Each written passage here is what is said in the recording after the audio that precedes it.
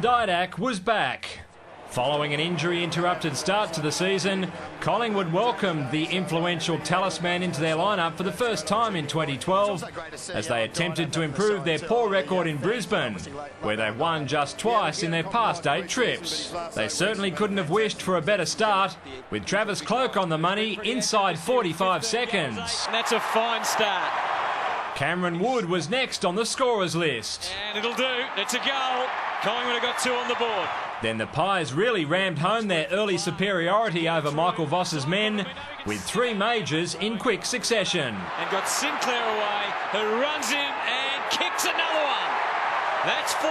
At 34-1, it was getting ugly for the Lions until they found a rare chink in Collingwood's defence. He's put it through for a goal that they really needed. And they managed to get the benefit of the doubt on this video review, with Daniel Rich's shot going awfully close to giving the post a tickle. It's a goal, a tonic for the Lions.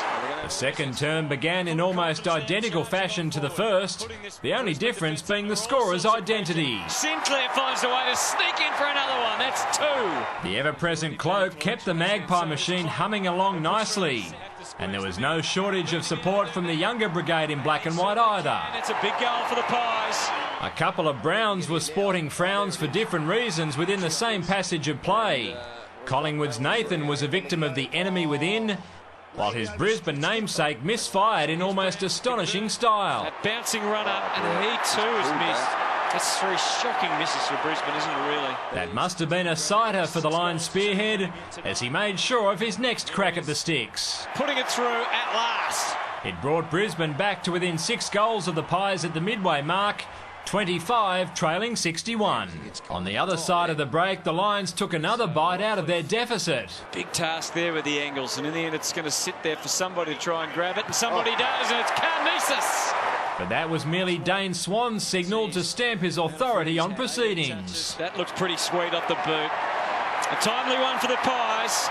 Last year's Brownlow medalist produced 2 goals in as many minutes to quell the home side's mini revival. Not a problem at all. Collingwood were looking comfortable, perhaps a little too much so for their own good, and they lowered their intensity enough for the Lions to snare 3 straight goals. And this time you think he'd go back and kick the goal. Doesn't misfire too many. Enter the Magpies' returning hero to make his most telling contribution at the comeback. Welcome back, Alan Didak. He's back and he loves it.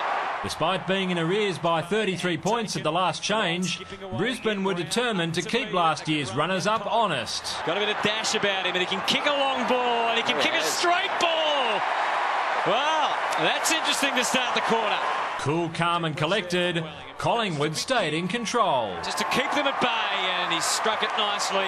Keith Shaw provided something special for the promo reel. Oh, Shaw, the acrobatic leap. As the dominant Pies powered past 100.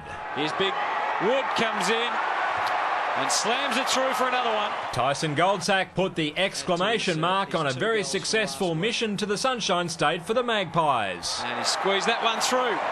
They led from go to woe.